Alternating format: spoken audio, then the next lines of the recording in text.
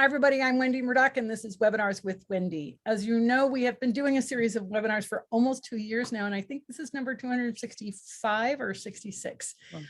It's really great to bring you all this wide variety of information. I get great comments from everybody. We love getting comments. So when you go to the Surefoot Equine YouTube channel and you like a webinar, just pop a comment in there. And if you have any questions, we're happy to answer them.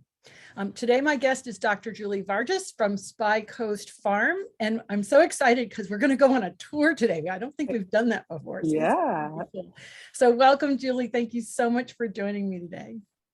Yeah, no, Wendy, I thank you for having us and for having us come on and talk to your comrades and to your people. I'm really excited about this opportunity because I feel like folks that will spend time with their horses on the Surefoot or that will do these extracurricular things we ask them to do, they're really they're engaged and they're wanting this information. So I'm excited to show you guys what we have here. I'll run you through kind of just an overview of how this is going to work, if that works. And can you just give us a bit of your background? Like, have you been horse crazy all your life, and where'd you go to vet school?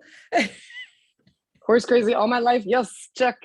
Yep, that is for sure. As I'm sure 99.5% of all the people that would be watching this are.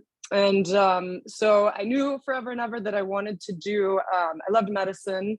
I didn't know if that was going to take me into the human field or into the horse field. I knew it wasn't going to be dogs and cats. I love them, I have them, but that wasn't going to be what it was going to be.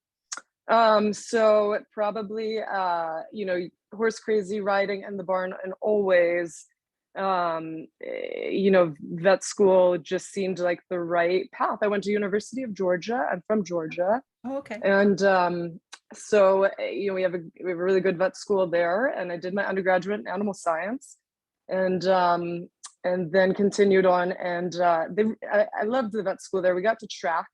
And since I really knew all I wanted to do was equine, I just from the get-go, I didn't really take a lot of small animal stuff. So that's my dog goes to a small animal veterinarian, so I don't mess around with what I don't know. But I know horses, and I really enjoy horses, and so I knew a mecca for that was going to be in Lexington, Kentucky. So I looked at a few hospitals here, and one of the biggest and best in the town is Rood and Riddle, and I went there for a hospital internship, and then I graduated in the Great Recession, and there were no jobs, 2009, and really there was very few jobs in the thoroughbred industry, and I didn't really have a good path from my outset there, and so really the opportunity that opened itself was sport horse. And they really were pretty recession resilient. They didn't feel that in 2009 like the thoroughbred industry did here.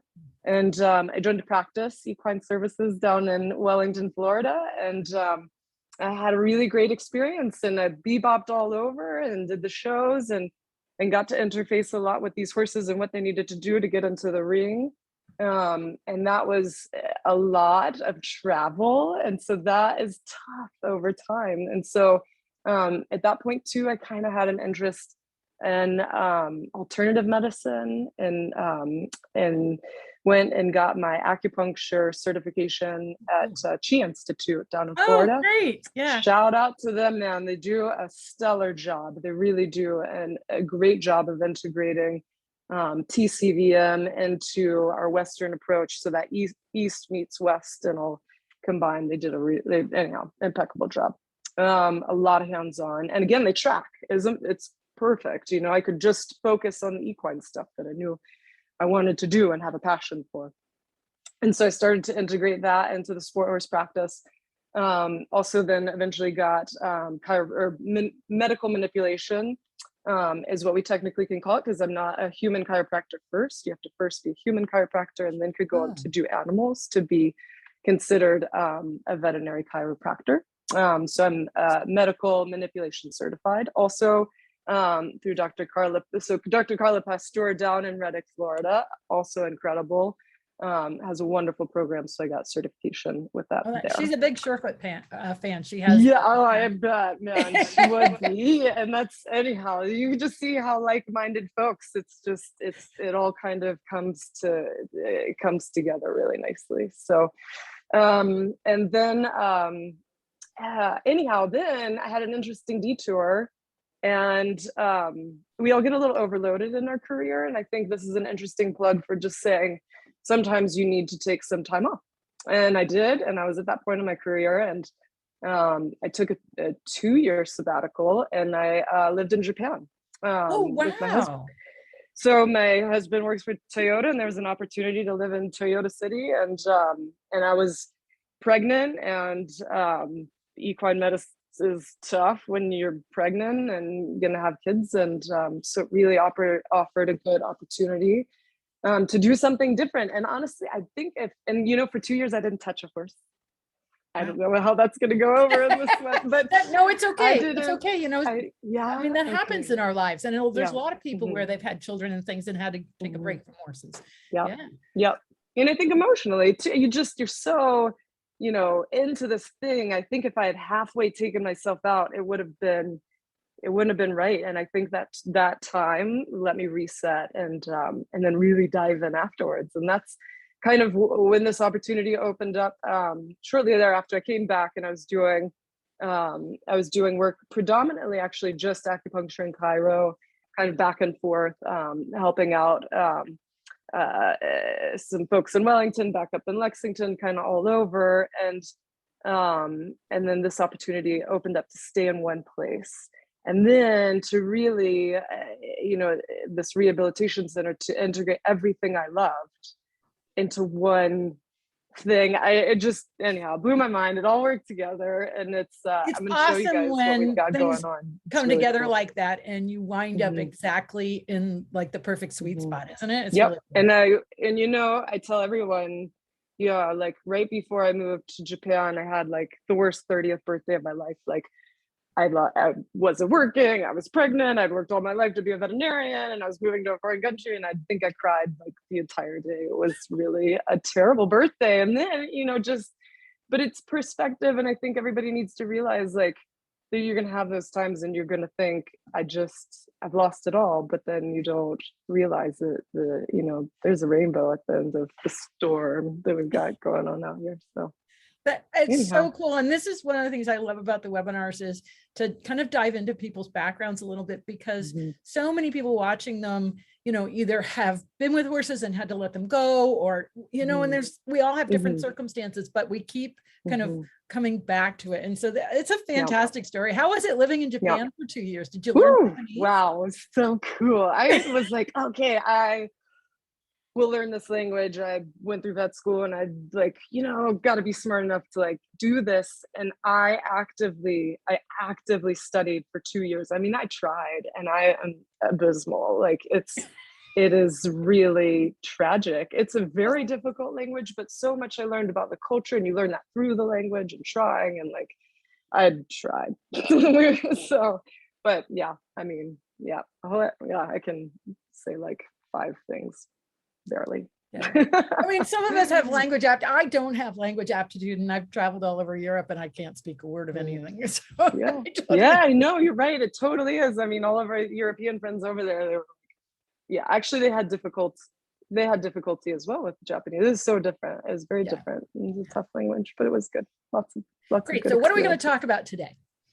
Yeah. So, all right, first I'm just going to kind of, I've got a video that I'm going to show you guys, and just kind of an overview of Spike Coast Farm. So many of you are probably familiar with it, and some may not be. So I think it'd be nice to get an overview of the farm and kind of our genesis here.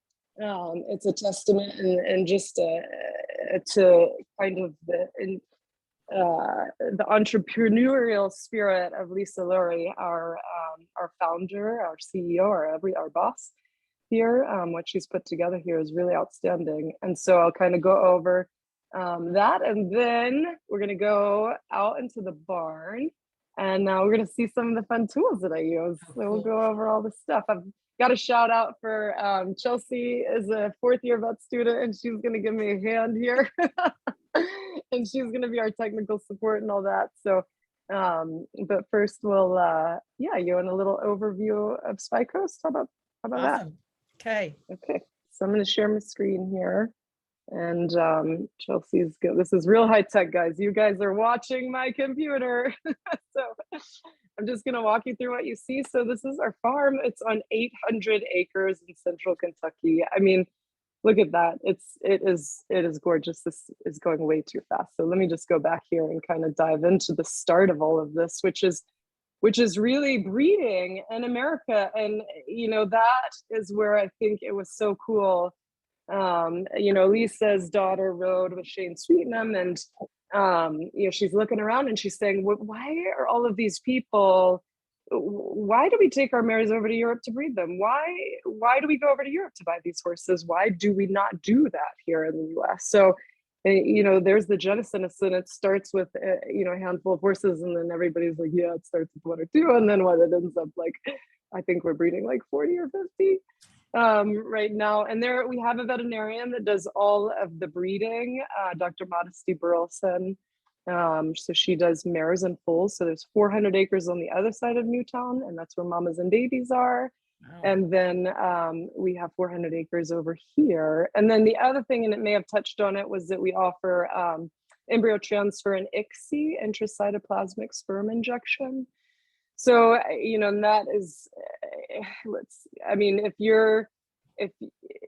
you've got a mare in rehab, I think one of the nicest aspects of that is their uterus. There is actually something that you can do with them in the interim. You can't always do something with your geldings. So that's kind of something that we will have a lot of here, horses rehabbing.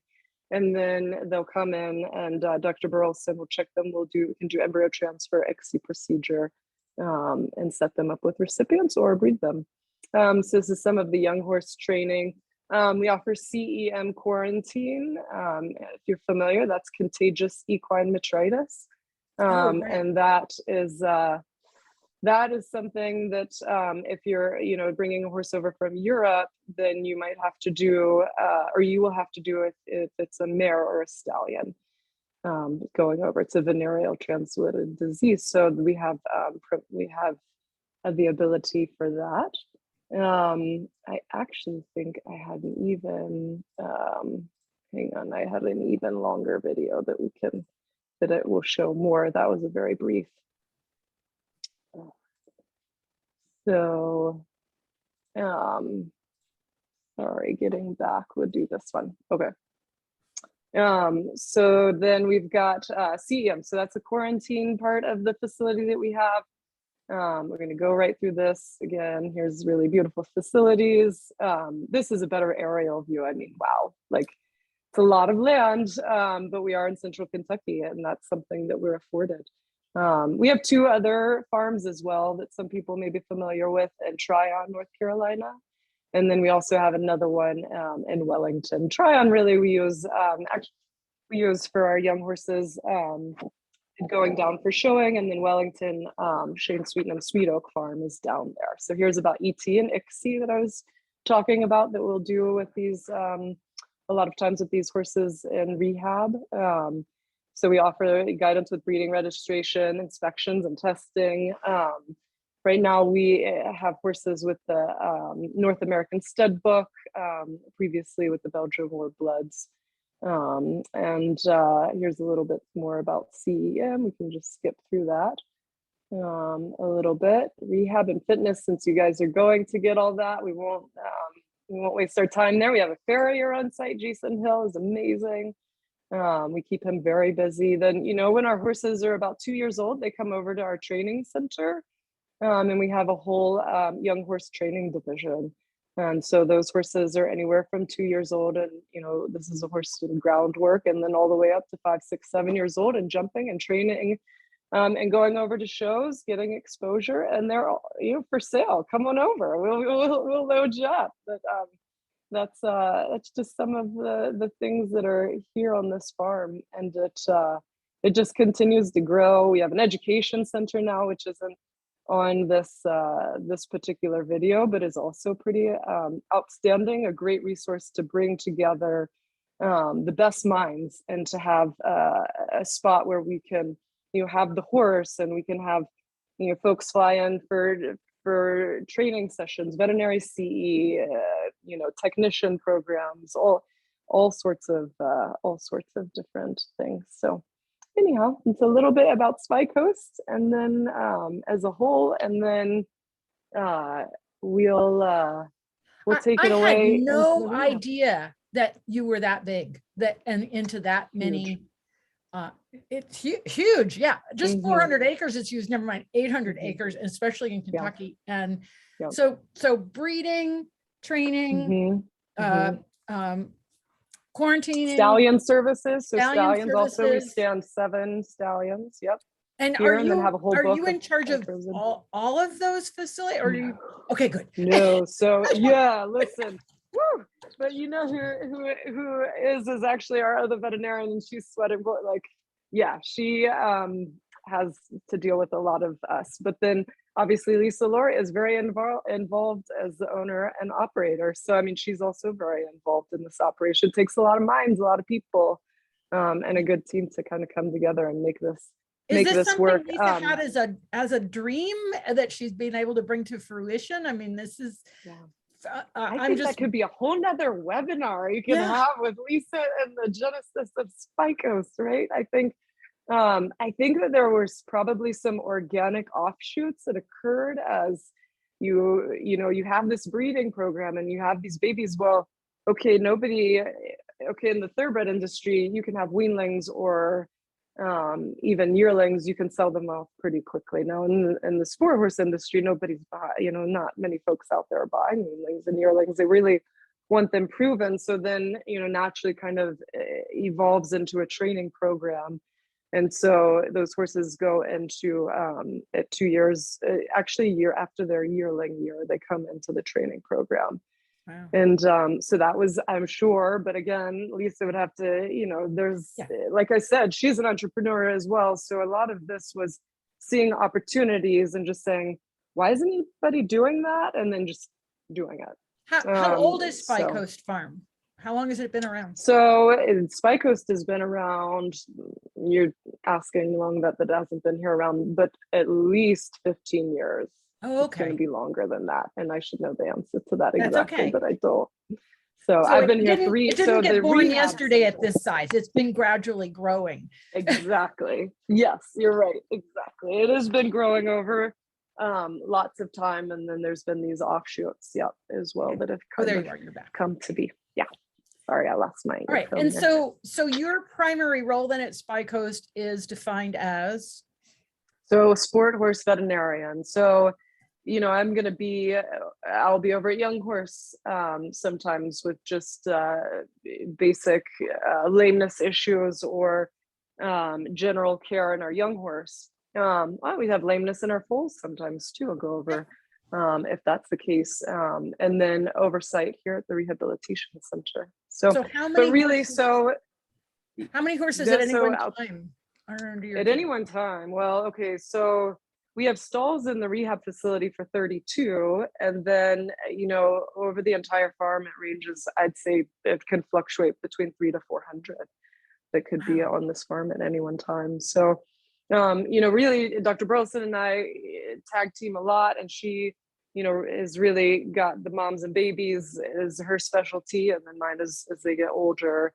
And more, and I do dentals. I do the dental care as well, and then the sports medicine. But I think, we have to work together well for sure, because this is a lot to cover. We actually also have a veterinary intern that lives on the farm, and they get a really neat perspective because they get some warm blood breeding. Dr. Burleson also has a farm where she does thoroughbred breeding as well. So get thoroughbred, warm blood breeding, very different if anybody's familiar with the two. And then in the afternoons is here in the rehab center with myself, or we're over at Young Horse with the Young Horse training division. Every day is different. It's not a single day that's been the same. It's got to be a really exciting job, because there's so many different aspects to it. And just for people who don't know, that all thoroughbreds have to be live cover, whereas sport horses can be in bird transfer or So many things. I know we have this whole crazy, ICSI that I was talking about procedure where they just need one little egg and one little sperm, and that's our little test tube baby. So, wow. yeah. Awesome. Crazy stuff. But yeah, can be very different. So then so really then, kind of the interesting thing, I think, over here in the rehab, and maybe this is a good time to kind of go over before we go out there, is that, I am not an outside veterinarian. I don't see any of these horses outside of the rehab facility. So the goal here is collaboration. So your team or your home veterinarian, gives me a call, or we accommodate you through our website. They say, my horse has this issue, and maybe your vet has lined out and they know exactly what they want that horse to get, and it's just our job to put that into action. Others say, hey, what do you recommend? Here are the images. Here are the things that my horse has. What do you guys recommend at your facility? But really, my favorite thing to do is to collaborate, is to get all of the minds in a room, because really even the history that I get is going to be kind of limited, kind of 2D. I think, really that veterinarian with the history has got so much more intuition about the case. And that's where the horse has to go back to when they're healed, right? When they're ready to go back. So, there's really that time to get, and then, maybe the cases, the horse is coming from somewhere else and they need, podiatry specialist. We have lots of those in the area, and so we're going to work with some of the veterinary podiatrist farriers in the area. Maybe they're coming here for internal medicine surgery. Get a lot of post-operative cases. Yeah. To work with a lot of the surgeons in the area, even colic post-operative. I mean, think about, like, I don't know, any of you that have had a C-section out there and like had your abdominals just cut in half, and then, I mean, it is the healing process, and that is, wow, it's major. And you think about the horse and all of that weight on that incision afterwards, that there's really, we don't think about rehab after colic surgery, but it's a thing. If you have a sport horse, that's a true story. So I obvious can things remember come to mind. Matador, which is dating me, after his colic surgery, always had a different shape to his abdomen. Interesting, right? Yeah, totally. I mean, that's a major deal. Musculoskeletal injuries and issues, surgeries. We get a lot of neurologic cases. We'll talk about those for sure, because we work a lot, and just because Dr. Burleson and myself both did internships through Rood and Riddle, and we have a good working relationship there, but also have a working relationship with Haggard and Kentucky Equine Hospital. So a lot of good collaboration goes there. But where I was going with that, we work a lot with Dr. Reed. He is good to send us, we call him the Dr. Reed special. And a lot of you may be familiar with Dr. Reed. I'm trying to think if I have the book that he wrote that's like this thick on my desk, and he's the godfather of neurology and all things neuro to me. But he'll send us, we call them the Dr. Reed special. And what it is it's these horses, and we've got all these fancy machines, and we say, okay, well, not right, but the myelogram, okay, it's normal. And the CT, now we can CT the neck and we see this 3D structure and we see all these things. Okay, it's still normal, but there's something not right still with that horse. And so a lot of that is they come in and we know this neuromuscular control. We've got to retrain the body, sometimes strength conditioning, which you would think you fix the nervous system and then you get the strength. Well, sometimes you can get the strength and then it'll talk back and forth, and you can work on proprioception and ways to reconnect the dots. And so we'll talk about some of the things that we use for those cases. Sounds like then, like in humans, you go to the hospital and you have surgery, and then depending on the type of surgery, they send you to the rehab facility where you do all your exercises before they discharge you. And so it sounds to me like Spy Coast is that piece for horses now, at least in the Lexington area, where they're coming from the hospital and they can be discharged from there, but they're not ready to go home. Yeah. And why didn't that exist before? I mean, we just thought, oh, you go home and you're fine. And just, here's and your mom knows exactly what to do, even though she's never been trained. Yeah, exactly. Right. And then some of these issues, sorry, Chelsea, we'll be here for a second more, and then we'll go out. But there are, I would argue some surgeries, if you're not going to do the rehab, why are you going to do the surgery? And I think we know that now, that it's more important that we do the rehab and that we do strengthen these horses in people. And they, they'll do a knee surgery, but all of your rehab is core conditioning, and it's getting strength in your core, because you're going to just come back in 6 months with the same. Now you're going to need a total knee, whereas before you just needed a minor procedure. But we've got okay, some things I'd say, in the equine industry, we're ahead of the game, and rehab is one we've just been a few steps behind, where this has been something, with people that we go to a PT, we go to our physical terrorist, and we do those things, but it's like, man, this is like a new thing in equine medicine, but it's certainly in the United States. Relatively, yeah. Europe, I think, was a little ahead of us, because when I go over there, they have physical therapists for animals and horses, and so we're just starting to catch up on that now. But it's great to see, because if we really want these animals to perform optimally, we really have to look at this stuff and make sure that they do have the fitness level, that they do have the proprioception, that they do have the core stability. I mean, all those things, because we're asking so much more of them. So, this totally makes sense. And I know that there are a few other facilities around the country, and I think more and more are coming along. Is that right? Absolutely. And then that's what I love, because then when I sit down and I make a discharge, and I'll say, hey, it'd be really nice if you could just continue at least like once a week on, the water treadmill, and I can put in the protocol, and they're like, oh yeah, there's one down the road, and we can ship in and we can do that, and kind of continue some of the things, that we were doing here. So, Fabulous. All right. Are we ready for a tour? You ready? Yeah. I'm excited. Yeah, let's go. So, all right. I'm glad we don't have to go outside. And we don't. It's all inside. Yeah, you're in for a treat. So we'll go on in through our office, and I have earplugs in. So just let me know how the sound is, because when we go outside, it might get a little noisy, especially with the rain. But first stop is going to be where all the magic happens. But I think I first want to just go over, okay, a horse comes into the rehab. What then? What do we do? So the first thing I'm going to do, we're going to take pictures, and we want to see, there are visual differences in a horse when you work on the core, and all of you guys know this, the work with the Surefoot system. Let me just see if I can get this to be full screen. Hang on a sec. Okay. There we go. Full screen. Okay, folks, I made that full screen. Hopefully that's working. Okay. And and we'll see too, if it's our, just let me know if you're having difficulty with it, and then it may be our Wi-Fi in here. We can go back in the office if we need to. How is it, Wendy? Can you hear? It's good for me. Somebody just, okay. You still see both of us. Well, why is that? Because on my screen, I don't see both. Hang on.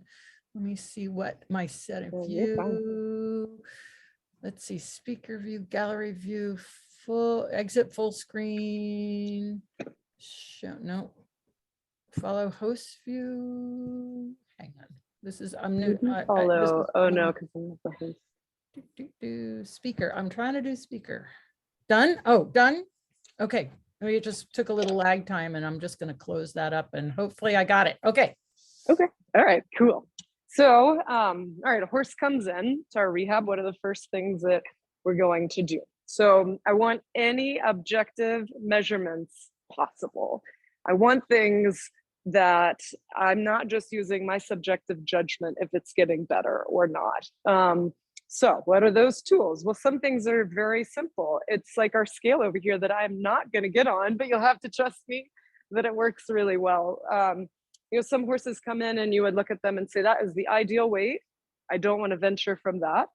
And so I know objectively what is that weight, and we can just check in every now and then. And Alicia, my barn manager, who's amazing, incredible, literally the whole team here.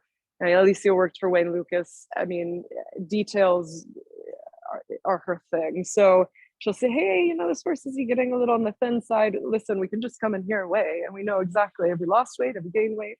Where are we with that? Well, here comes one one of our young horses out of the blue. She's coming in for a little fitness training. So in a little bit, we'll get to see her work on the water treadmill, which will be a treat. So here's some other tools. You can come a little closer that I'm going to use. Say we're working on range of motion in a joint. This is a simple goniometer. We're just taking simple measurements and we can work. And sorry, Wendy, just because I can't see you guys, you can still hear and see okay? Yes, it's good. Okay, sweet. So we had a really interesting case and it was a terrible, it was a laceration on the dorsal aspect of the knee. And I mean, the horse could not, there was absolutely no bend through the carcass whatsoever. I mean, it was a 180. And it was interesting to follow because we get a lot of extra range of motion when we go in the water treadmill every week. It was so cool. It was like 10 degrees on the dot, literally every week. I was like, the next week I was like, no way. And then it was like on the dot, 10 degrees. So we could follow that. I don't think I would have been able to, or I wouldn't have been able to see that every week, the change in just 10 degrees, but I could measure it. And so we got excited and we kept going, and you can tell, your client, hey, we're getting, this amount, and they can kind of maintain that excitement because it's small, it's incremental, and that's rehab, and that's the world that we live in. So if I can show that data, I think I can keep people in the program for longer and longer. Here's another simple tool. Come on, right? Just measurement. I have a huge leg in here right now, massive cellulitis. I mean, it's big. So we measure her because it's really hard. And the water treadmill is just going to start too. So if it gets too loud, let me know, Wendy, and we can move. But it is a simple tool right here that we can measure and say, is it getting better? Is it getting worse? What is it doing? Simple things. These are things you guys can use at home too, for all like convince yourself. I mean, your eye, or if you're like me and you're the optimist, you're like, oh yeah, it's better. Is it really better or not? Here's a machine that we use that is just for veterinarians, but this is something really nice. It's called Equinosis Lameness Locator. Thank you, Dr. Keegan, for this awesome piece of equipment, because I use it just daily. These are little inertia sensors. So these are just kind of like what you might have in your, what you do have in your cell phone. And it measures when you or my watch, right? Like I can tell you how many steps that I've taken over the course of the day. So that's what you got here, inertia sensors. And then you have a little gyroscope that goes on the front leg. And then we can measure and we get an actual score that we're following. And here's an anonymous subject here that you can just take a look at. And so we were following a right front lameness. We have a Q score here of 20. This little like gray circle in the middle is a threshold of 8.5. So we're on, we got some right front lameness going on here. And we got a little compensatory left hind lameness going on.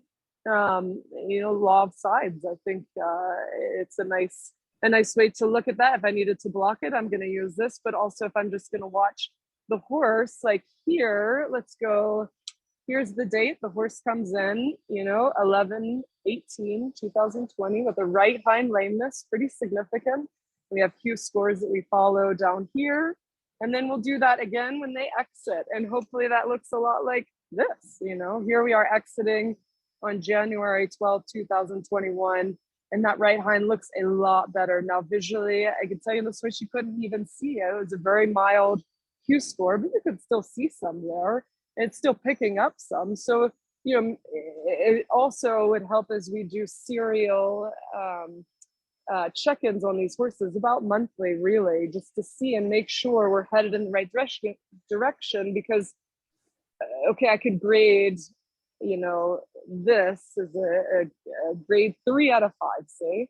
And I look at him the next month, okay, he's better, but he's still grade 3 out of 5. So how do I quantify that? How do I talk to the veterinarian about that? And a lot of veterinarians in the field are used to this, and some are not, and they're very willing to look at it, or some don't care at all, and they just but that's just where we can offer all different avenues. Again, any way we can measure something objective is really key. So maybe we'll go over and take a look.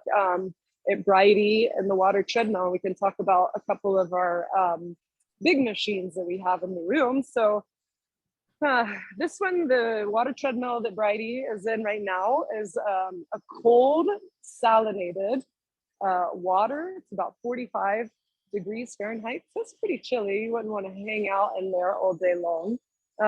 But you know, we can alter a lot of things, and she's so good. This horse is got a head of gold. So we're gonna go up pretty close, and I'm gonna let you just take a look.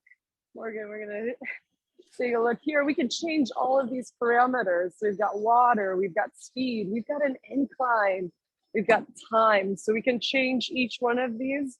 Just one thing, like if I could hone in on one thing with you guys in rehab, you know, change one variable at a time. Okay, work on your water level, getting it higher. Work on your you know, distance, or on your, you know, or add an incline, so that, you know, if that horse takes a step back next week, when I look at him again, we can say, oh, you know what, we added a 10% incline.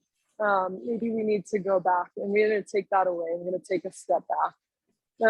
So yeah, come back and let's just watch Bridie on the water treadmill. I think it's really interesting to watch these horses, and this is what we have to do with each and every case, because we have some good data to suggest in horses, especially in the distal limb, if we're working on range of motion in different joints, what water level we want to be at. But at the same time, you need to watch very carefully how they move through the water, because I had one jumper, she would come, and without fail, every stride she lifted those knees, and she almost had her feet out of the freaking water. We had to take this bar down in the front because she would hit it, and anyhow, she just broke all the rules that that they're supposed to go by. So then kind of come to the side too here, Chelsea, and I think it's really neat to watch the top line work over the back, and you can see the epaxial muscles engage and how much flexion we get at that lumbar area. We do know also from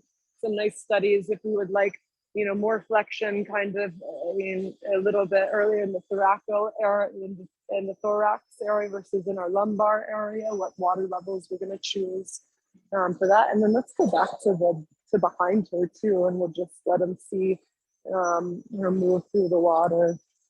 And come on, I mean, how clean is this water? I mean, and that is thanks to our students. Maddie's on the back there. She's a student from SUNY in Morrisville, a rehab intern, spending some time with us. And you know, we get these guys right in here, and they get to come and learn with us, and get their hands dirty and wet and all that kind of good stuff. But you know, a lot of places they'll use a diaper. Here we have somebody catch, but we also, it's a driver. It's somebody to move the horse forward. Okay, sometimes they get a little tired and Sultac. Some are just lazy and they have no work ethic. So we need somebody. You can see over here that she's got a little crop on the side, and we can use if we need a little bit of encouragement. Bridie does not. She's got an incredible work ethic. But see how big this is too, and we just allow for nice free movement. I mean, she really, if she wants to use her head and neck, she can use that. Her hind end moves and engages underneath her. I don't think we're going to see her on an incline, but when that happens, I feel like you get even more engagement through the hind end, and some nice LS flexion. It's just, yeah, no, I mean, if I had one thing I had to take away from the rehab and I could only have one tool in here, I kind of might, it might be our, yeah, it would be our water treadmill. So the other one, across the way, we usually have two going at the same time. They like to work together. And this one is a warm water treadmill, and it is not salinated. So if you think about cases that might come to mind that you would want to use warm, it might be arthritic cases, older horses. You want a little more range of motion. I mean, come on, there's like not a bit of rust on there too. I think our team needs a shout out for helping these things stay, and our maintenance guys as well, for making these run so well. But the warm, you know, also as we get the water up really high, some horses, that 45 degrees is really cold, and when it's hitting their belly, they're not appreciative. I mean, you can see on Friday. She's playing now. She says, this is fun. They really like it. I mean, look at her expression. It's not one of like boredom. It's one of like, come on guys, let's go. Well, it's kind of like being at the beach where they get to go in the ocean, right?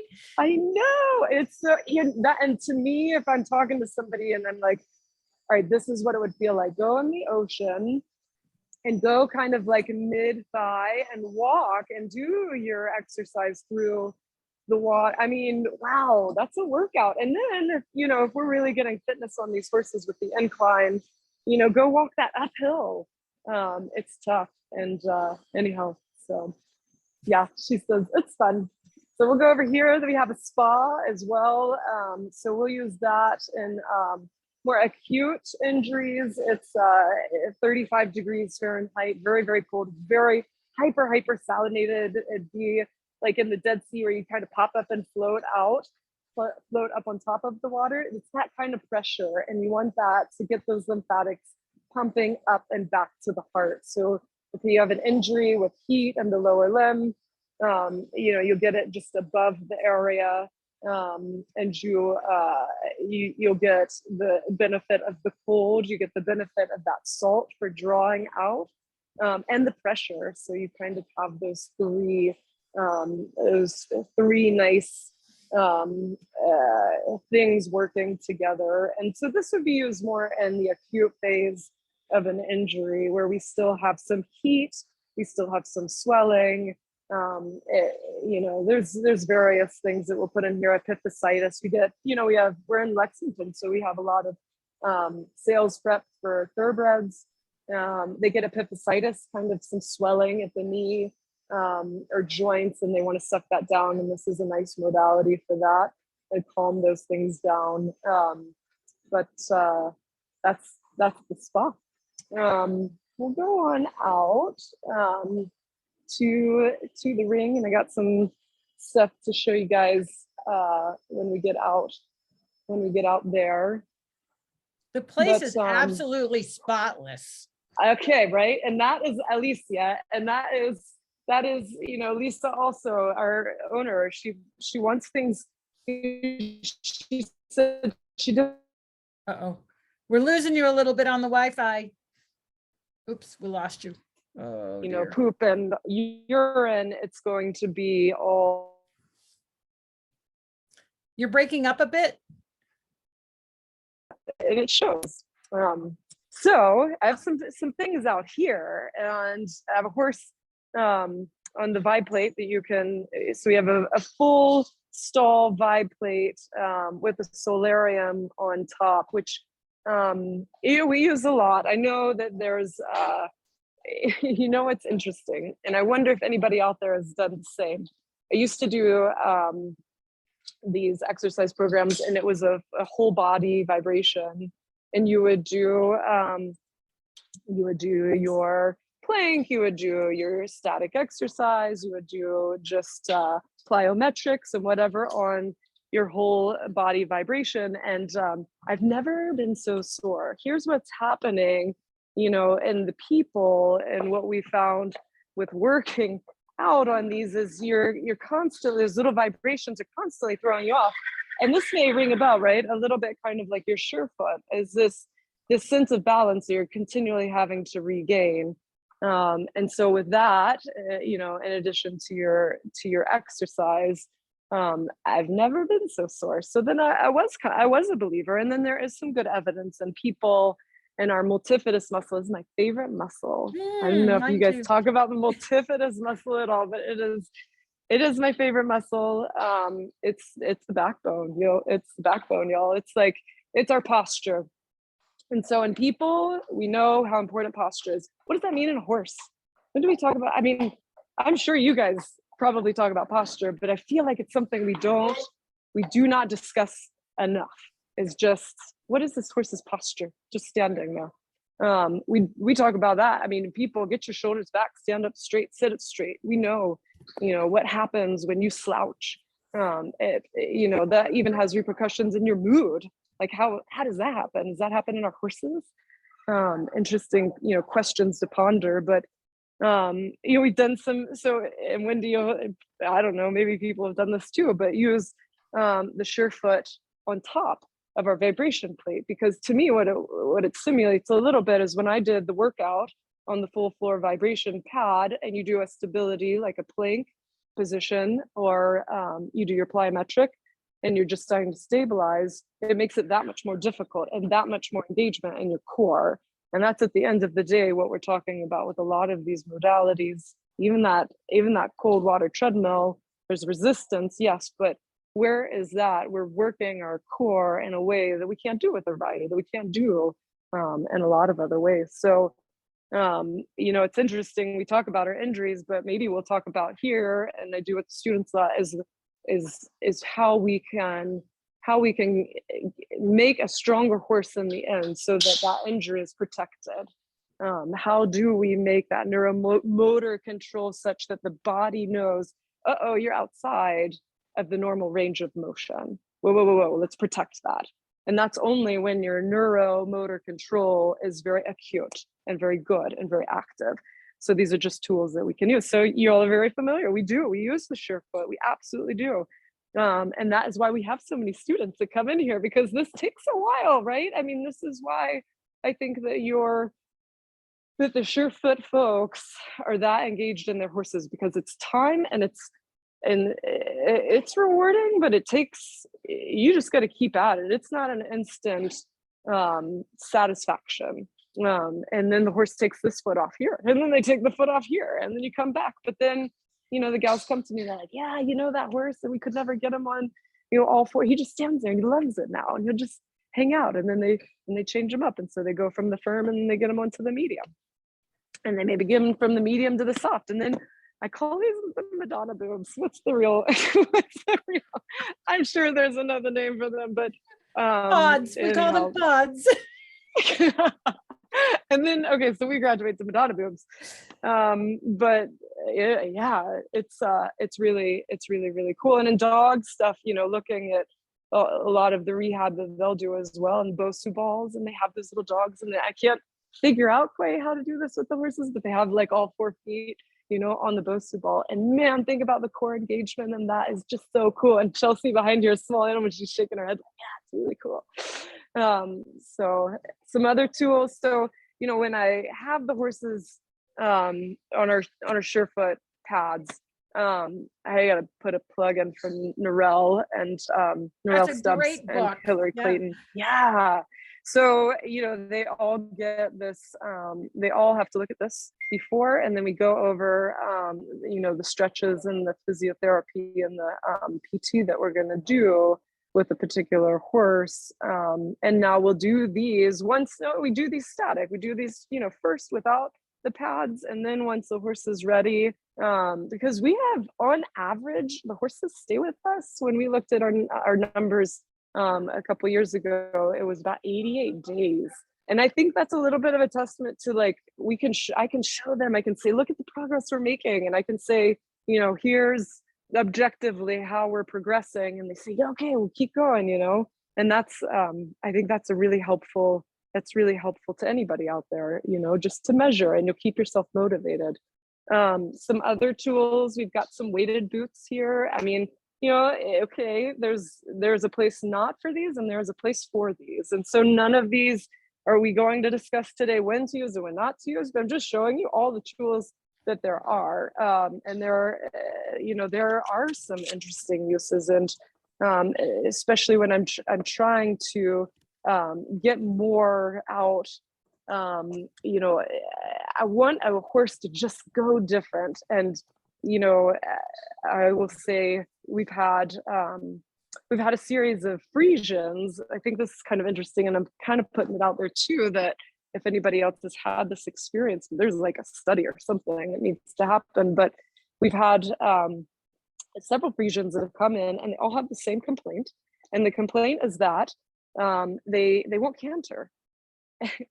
And I'm like, that's a very interesting, like, specific thing that one to say. A lot of, we get lots of horses that come in and they won't go forward, or they won't do, or they limp on this leg, or they do, but not a specific won't canter. And to have 3, that would come in Frisian specifically that won't canter. Anyhow, so you might want to just change up a way of going a little bit, and we'll try different things. So one of those may be using the weighted boots. Another one is, are we at 1:52? Wow, I got like 8 minutes, Wendy. Okay, It's okay. You can go over. We don't mind. Okay. This is really fun. So we, so yeah, the Equicore as well, the really cool thing we have, I've talked about an amazing team. So I have a writer that comes in the morning, and she, I need that feedback from a writer. A lot of rehab places, they offer a lot of things up until the point of writing, and then you go home and you do that piece. And I think it's really nice to integrate that in while we're still doing the water treadmill, and we're still doing our physiotherapy, and we're doing the laser, we're doing all these different things, and then we can bring in the writing piece as well. And so this is one tool that we'll use a lot when we have them in writing work.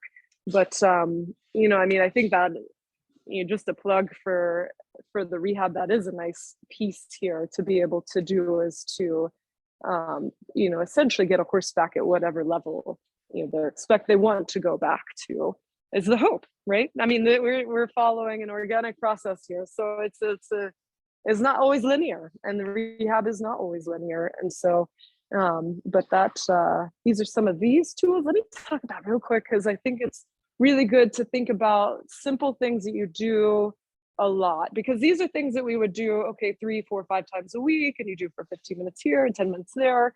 But here's something you do twice a day. For a lot of our horses, they come in here, what are they doing? They're just hand walking, right? Well, let's think about that even more. What kind of surface are you hand walking on? So we work with Bill Haw out of Equitech, TEK LLC.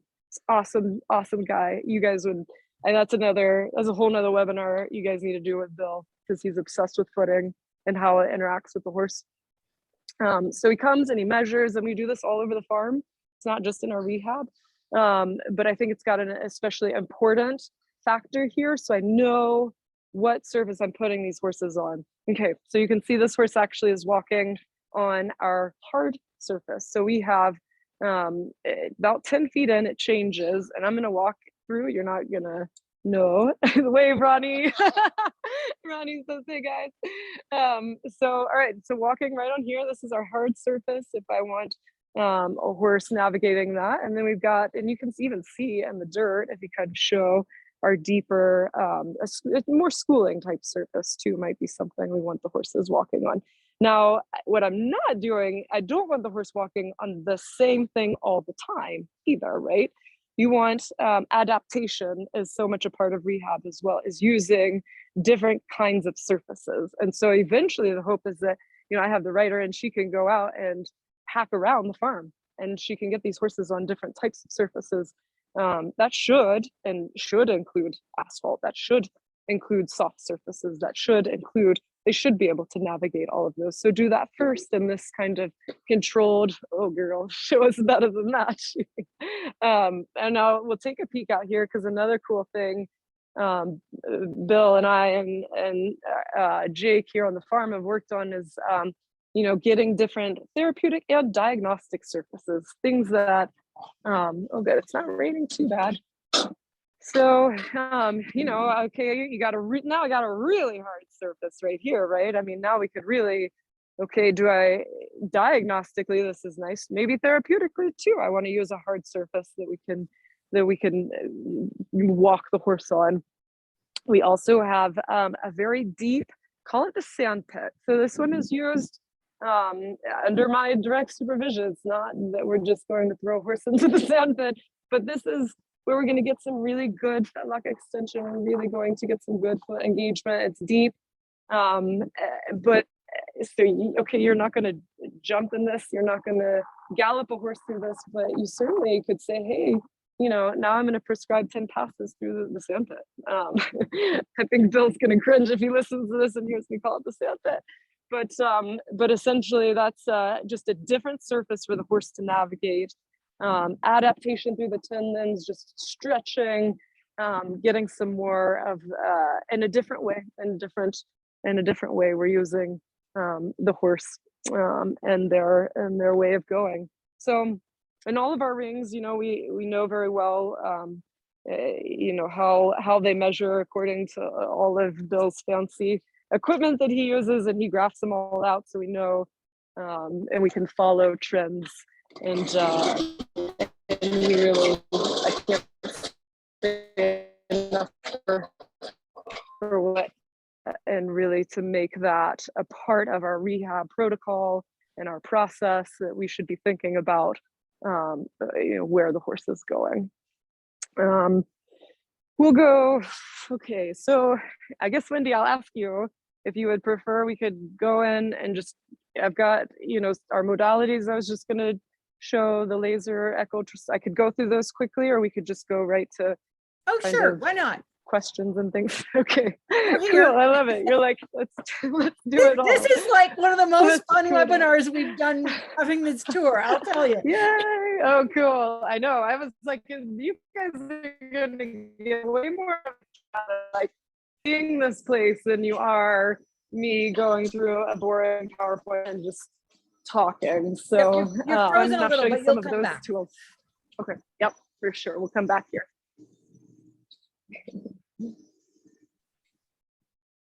All right, Wendy, are we getting you back? Hopefully we will get you back in the office. So cool. So I just set out some of our you know, therapeutic tools that we might use in an injured horse, you know, with a tendon injury or any number of musculoskeletal lesions. And so some of these you may be familiar with, and some you may not, but this one is the MagnaWave.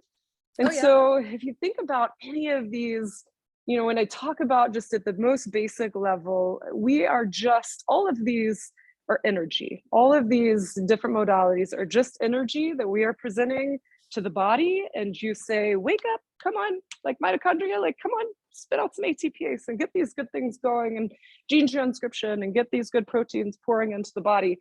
And so a lot of times, you know, we get kind of caught up in like, oh, is this, you know, better, or is that one or this one? And at the end of the day, I do think there are some that I'll choose over others for particular injuries. But again, we're just asking, it's presenting energy. Okay, this one, all right, let's talk about the energy and the MagnaWave. It's pulsed electromagnetic field therapy. It's electromagnetic energy. All right, let's go around to like the ultrasound. What it is, just energy in the form of an ultrasound wave.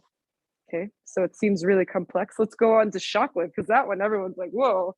But I mean, the only thing we know about shockwave, everybody that's ever been in a barn, in the showgrounds, you know, they hear it. So it's sound. It's just sound energy and saying, come on, wake up, heal. And then we come over here to our laser, and we have two forms of laser. We have class 4. So this big guy is heavy, and you have to use, you know, eye protection, but is a class 4 laser. And then we have a class 3, a nice kind of, you know, they both have benefits. This one's so nice and cute and small, and you can take it to the show. And I really like it for horses that are really reticent to acupuncture with needles. And I can still, actually, Chelsea got to do one the other day. I mean, bladder 54 was just insane.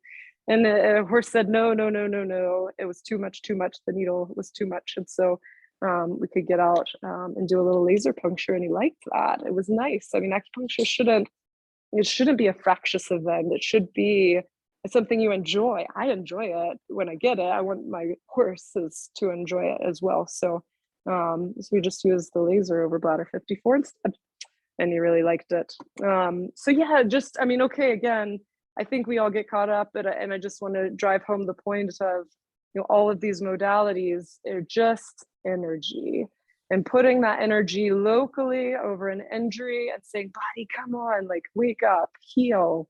And it can, and it does a lot of times, which, you know, at the end of the day, and I say this a lot, that, you know, since coming to the rehab, I've injected just a fraction of the horses that I used to. And here it's just so cool to watch the body heal itself. And a lot of times, and I think it's good that I had, you know, in a time where I was at the shows and you were at the barns, and you can see that side of it too. And there's certainly a place for that.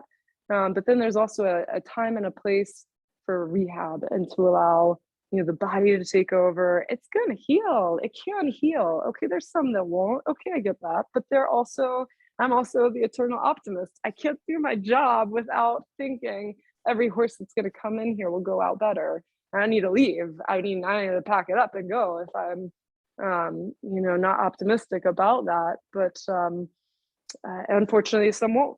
Yeah, some won't get better. But anyhow, got to be optimistic. But you're giving them the benefit of the doubt, and that's what's got to give them. That's what you got to do for sure. And the tools that you can give, you know, to get back a better horse, and so much of that again, just keep coming back to the core. And we know that in people, we know that in dogs, we know that in horses as well. So super, super important. Yeah, that is, I think, all I had for you guys. This is just, like I said, this has been one of my favorite webinars because it's so cool to actually have a tour and see all the things and just listen to you. You are such a positive, upbeat person that, you know, it comes through so strongly how much you care and how much you really want to see horses get better. And I've been smiling the whole time. It's been great fun. Cool. I can't see you, so that's so great. Chelsea, she's been smiling the whole time. Yeah.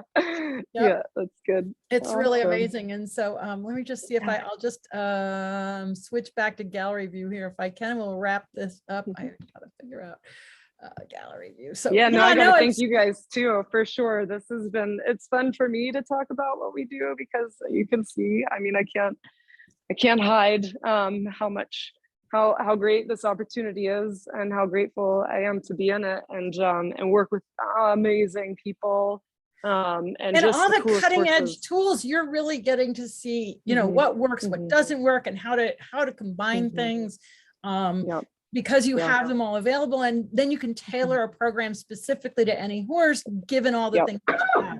Which is really you know, so I know, right? We don't have to deal with the issue of okay, I've just got a hammer, so we're just always going to use a hammer. I mean, we really, you know, if I'm just like, you know, the laser's just not cutting it, I just need to try something else, we can do that. So I want to thank you so much for making time to do this with us today. It's been really fun. I so look forward to meeting you in person when I come out to Kentucky. I know, exactly. We'll have a lot of fun. So that'll be great. Well, thank you so much for joining me, and thank you everybody for joining. And tomorrow I have Sharon Wilsey, so make sure you sign up for that one. She's always great fun. We have a lot of good conversations, and take care. And once again, Julie, thank you so much for sharing your time with us. Thank you guys. Take care. Stay safe out there. Okay, bye.